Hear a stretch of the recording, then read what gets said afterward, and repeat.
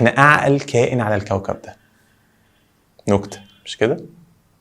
حياة النبي بص حواليك كده، حيوانات كتير انقرضت بسببنا، حروب واشتباكات في كل حتة، لاجئين بالملايين، اغتيالات على الهوا، تطهير عرقي وقتل جماعي، خناقات في الشوارع وجرائم قتل على حاجات هايفة. وفوق ده كله عيالنا قاعدين طول النهار يلعبوا فيديو جيمز مليانة عنف. عاقلين ازاي بقى؟ ايه الوحشية اللي فينا دي؟ اتعلمناها منين؟ وبنعمل كده ليه؟ ويا ترى نقدر نسيطر عليها ولا لا؟ ده موضوع فلسفي النهارده.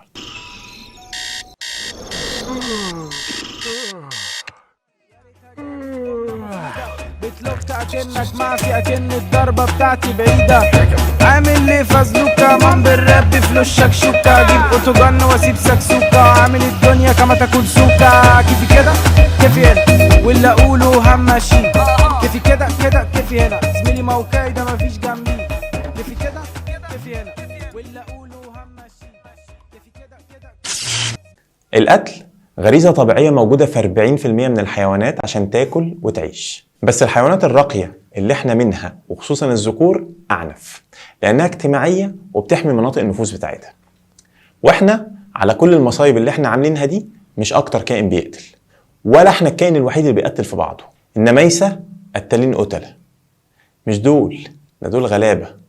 أنا أقصد تيت النمس وعيلته، دول قتالين قتلة بجد، لدرجة إن 1 من كل 5 منهم بيموت مقتول.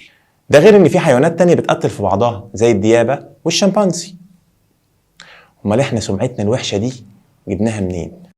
ده لأننا قاسيين، وقسوتنا ملهاش حدود، والقسوة دي خلتنا خدنا القتل لليفل الوحش. مفيش حد ولا حاجة سلمت منا. إنسان الغاب طويل الناس. بنقتل قرايبنا وحبايبنا والغربة عنا والمختلفين عنا، وبنقتل نفسنا. بنقتل للمصلحة أو للانتقام أو حتى عشان نقرب من ربنا. دي وصلت إننا بنقتل فور فن، زي المصارعة الرومانية زمان ومصارعة التيران ومسابقات الصيد دلوقتي.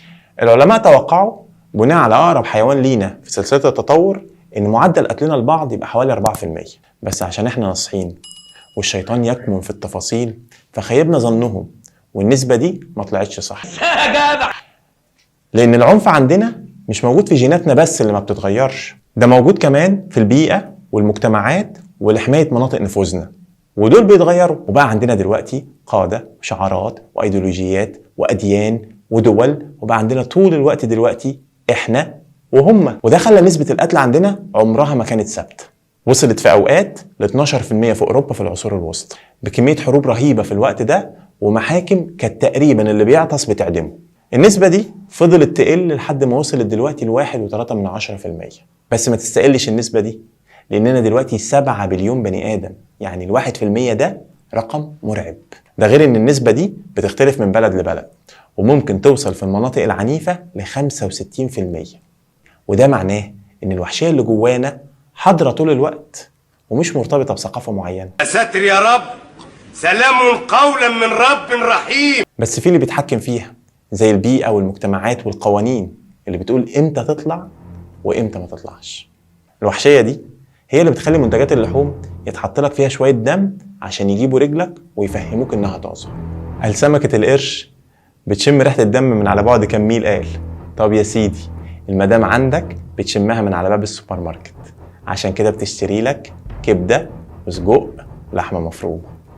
بس ما تقلقش، هي بتشم ريحة الدم وأكيد نفسها تخلص منك، بس طول ما في قانون يحميك اطمن. ولو اتهورت وسحبت عليك سكينة المطبخ اطلب البوليس، اللي لو لا قدر الله مش موجود run. لأنك لو ما عملتش كده هتتشلوح، زي ما بيحصل في المجتمعات القبلية أو أوقات الانفلات الأمني والثورات. وربنا يخلينا الشرطة والقانون عشان نقدر نسيطر على الوحشية اللي جوانا. أمال مخنا المتحضر فين يا متعلمين يا بتوع المدارس؟ مش قادر لوحده يسيطر ليه؟ إزاي لما بيغيب القانون الشخص الكيوت اللي ما يقدرش يذبح فرخة بيبقى وحش، يقتل شيوخ وأطفال وستات، ونشوف عيال صغيرة شايلة سلاح ومرتزقة شغلانتهم القتل. وإزاي هتلر اللي كانت أمنية حياته إنه يبقى رسام لما يوصل للسلطة يبقى ديكتاتور، ويتسبب لوحده في موت 12 مليون بني آدم. ايه الجيلاتينية اللي توزن بلد دي بتعمل ايه؟ اقول لك وما تزعلش. والله انا مكسوف اقول لك ان الجيلاتينية دي هي السبب. عشان تفهم انا اقصد ايه لازم تعرف ان الفرونتال كورتكس او الفص الامامي من المخ هو اللي بيخلينا نتصرف بعقل، وان الميدل برين او المخ الاوسط هو المسؤول عن الغرائز وموجود في الدوائر العصبية للغضب. خنثه الدموي عند قدماء المصريين، واللي بيطلع زرابينه التعصب لفكرة معينة او شخص او تهديد مناطق النفوذ. ساعتها ستيفن الكيوت بيركن على جنب ويظهر مارك اللي ما بيشوفش قدامه وممكن يقتل. اي نعم الفص الامامي من المخ ممكن يسيطر على مارك ويرجعه مكانه، بس غالبا بيبقى بطيء وبيحتاج سيك التفكير عشان يقدر يلم رد الفعل السريع للغضب، وده سبب الندم اللي بيحصل بعد التصرفات الغبية. عرفت البلوى جاية منين؟ الساسة والقادة ورجال الدين بسلطتهم الشرعية أو المعنوية بيبقوا عارفين هم بيعملوا إيه لما بياخدوا قرار حرب أو إبادة أو بيحرضوا عليه، لأنهم بياخدوه بمخهم الواعي أو الفرونتال كورتكس، بس ما بيزفروش إيديهم، بيسيبوا الجنود أو التابعين ليهم ينفذوا بالميدل برين أو الغريزة الحيوانية. وعلشان يضمنوا إنهم هيقتلوا بدم بارد وما يحسوش بالندم بعد كده بيسفلتوا مشاعر التعاطف والضمير والأخلاق اللي جوه مخهم، المشاعر اللي بتخلينا نحس بوجع اللي قدامنا ونقف على فرامل العربية برجلينا الاتنين عشان ما ندوس على قطة مش على بني آدم. ده بعد ما اكتشفوا إن التاريخ بيعيد نفسه، وهابيل بعد السنين دي كلها مش قادر يأذي أخوه اللي عايز يقتله. وأخلاقه اللي لسه عايشة جوانا خلت نص الجنود الأمريكان في الحرب العالمية التانية ما يقدروش يدوسوا على الزنات ويقتلوا اللي قدامهم. ومن وقتها والتدريب بقى على ماكيتات شبهنا تظهر قدامه فجأة ولازم يضرب عليها في مقتل بدون تفكير، وبكده كلنا بقينا قبيل والإصابات المباشرة بقت 100%. ده غير إن العنف المستمر اللي بيشوفوه في الاشتباكات بيحولهم لوحوش بتحب الدم، ويجي الإعلام والدين يحطوا التاتش بتاعهم ويصوروا لهم العدو على إنه شيطان وكافر ومغتصب وغيرها من المصطلحات اللي بنسمعها، ويخلقوا لهم أسباب يموتوا عشانها زي النصر، الشهادة، إعلاء كلمة الحق، الحور العين. انت بتقول ايه؟ ساعتها الميدل برين ما بيبقالوش كبير يرجعه، ونبتدي نشوف المشاهد المرعبة اللي ما بنبقاش قادرين نصدقها من إبادة، تمثيل بالجثث، واغتصابات. ولو المجتمع أو الدولة موافقين على اللي بيحصل ده زي في حالة هتلر، موسوليني، ماو سي تونج وغيرهم، موت الملايين ساعتها بيبقى عمل بطولي، والسفاح اللي طلب كده بيبقى بطل ويتعمل له تماثيل. طويل العمر يطول عمره ويزاد عصره ويزور ولا مين عليه. هاي في الجيوش النظامية دلوقتي الأمور بشكل كبير تحت السيطرة، في تنظيم وقوانين تحكم العنف في دماغنا، بس في المدينة ما بيبقاش فيه انضباط، وفي مناطق التوتر لا بيبقى فيه انضباط ولا قوانين. ساعتها اللي عايز يعمل حاجة بيعملها، وخصوصا إننا في السنين الأخيرة تعلمنا القتل وعلمناه لعيالنا وخليناهم يقبلوه لما سيبناهم يتفرجوا على حاجات مش مناسبة لسنهم، ولما التلفزيون بقى يعرض مشاهد القتل والعنف عادي، ولما أفلام الأكشن والرعب بقى لون الدم فيها حاجة طبيعية، وبقينا نضحك واحنا بنشوفها ونشوف بعدها إعلانات. وده خلانا ربطنا المعاناة والألم والقتل بالسعادة والمتعة. ده غير إن ألعاب الفيديو جيمز بقت واقعية جدا، العيال بيلعبوا بأسلحة شبه الحقيقية بالظبط، وبيحسوا بردة السلاح في إيديهم، ولما بيقتلوا بيشوفوا لون الدم. بارك بارك ويزيد وخدي. دربناهم كأنهم عساكر في الجيش بس من غير انضباط، وده زود العنف في الجيل ده وقلل التواصل الاجتماعي والتعاطف بأكتر من 40% عن الأجيال اللي قبلهم.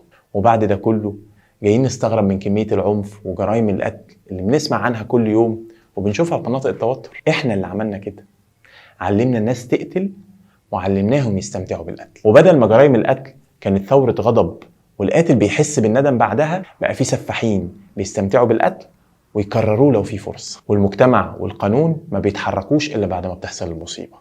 هقتل واديك رن.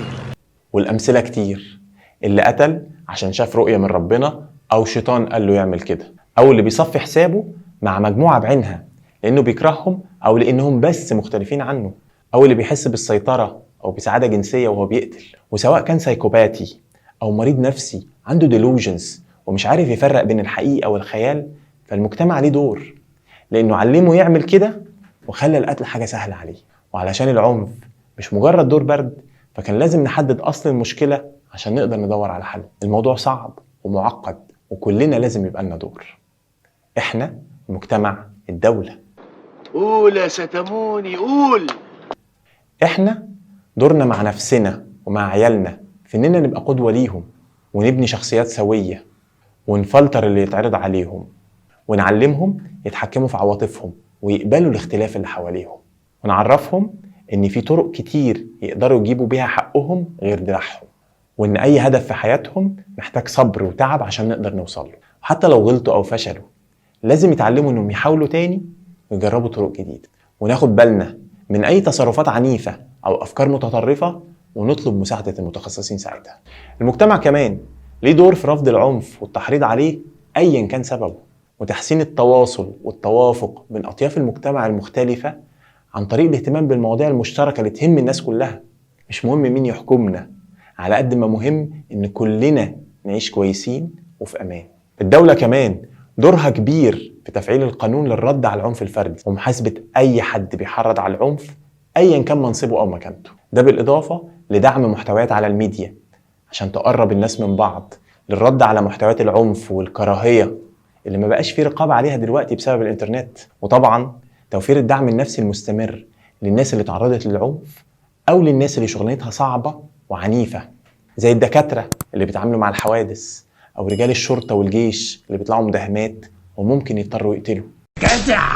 الخلاصة إن على عكس كمية العنف اللي ممكن نكون شايفينها في الميديا، إلا إن معظمنا عايشين في أكتر وقت آمن في تاريخنا. ايه ده؟ بس علشان كلنا نحس بالأمان ده ونحجم الوحشية اللي لسه موجودة في دماغنا، لازم نبذل مجهود أكتر من كده، ونفكر نفسنا طول الوقت إن في حاجات كتير تستاهل نعيش عشانها، وحاجات قليلة تستاهل نموت علشانها، ومفيش حاجة تستاهل نقتل علشانها.